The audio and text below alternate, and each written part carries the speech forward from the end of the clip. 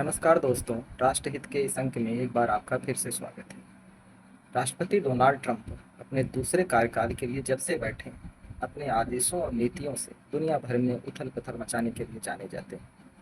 इसी क्रम में 21 सितंबर की आधी रात से उन्होंने H-1B वीजा का शुल्क अप्रत्याशित रूप से लगभग 15 गुना बढ़ा दिया है, जिससे अफरा-तफरी का माहौल पेशेवर कामगारों के बीच व्याप्त हो गया है। आइए समझते हैं कि H-1B वीजा आखिर होता क्या है। दरअसल H-1B वीजा अमेरिकी सरकार द्वारा 1990 में लाया गया एक आव्रजन अधिनियम है, अर्थात अमेरिका में कार्यरत कंपनियां विदेशों से कुशल कामगारों को अपने यहाँ वीजा के द्वारा नियुक्त कर सकती हैं और उस वीजा को अमेरिकी सरकार प्रतिवर्ष लगभग 65 से 85 हज़ार की मात्रा में जारी करती है। इसे ही हम H-1B वीजा करते हैं।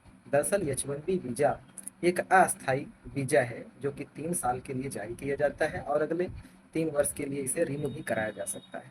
अब तक इसकी जो शुल्क थी वह लगभग 6 लाख रुपया था, जिसे बढ़ाकर लगभग 90 लाख रुपया कर दिया गया है। अर्थात अमेरिकी कंपनियों को अपने प्रति कर्मचारी नियुक्त करने के लिए अब लगभग 90 लाख रुपए का वीजा शुल्क देना पड़ेगा।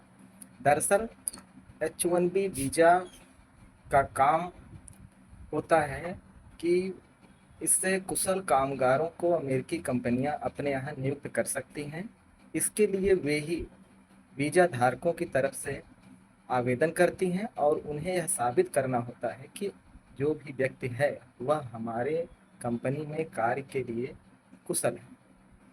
लेकिन इस बार समस्या यहाँ खड़ी हो गई है कि ट्रंप सरकार यह सोचती है कि हमारे यहाँ के नागरिकों के बीच भेदभाव कंपनियां करती हैं, उन्हें कम सैलरी देती हैं और विदेशों से कामगारों को लाती हैं जो कि कुशल भी कम होते हैं और इसीलिए कम पैसे पर उनको रख लेती हैं। लेकिन अब यह देखना है कि उनकी बातों में कितनी सच्चाई है, इस पर विश्लेषण बाद में किया जाएगा।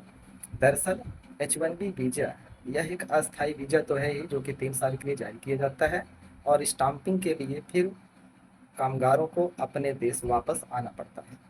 तो इस अंक में H-1B वीजा के लिए इतना ही। अपने सुझाव हमें ज़रूर प्रेषित करें। अगले अंक में फिर मिलते हैं एक नई जानकारी, एक नए मुद्दे के साथ। नमस्कार।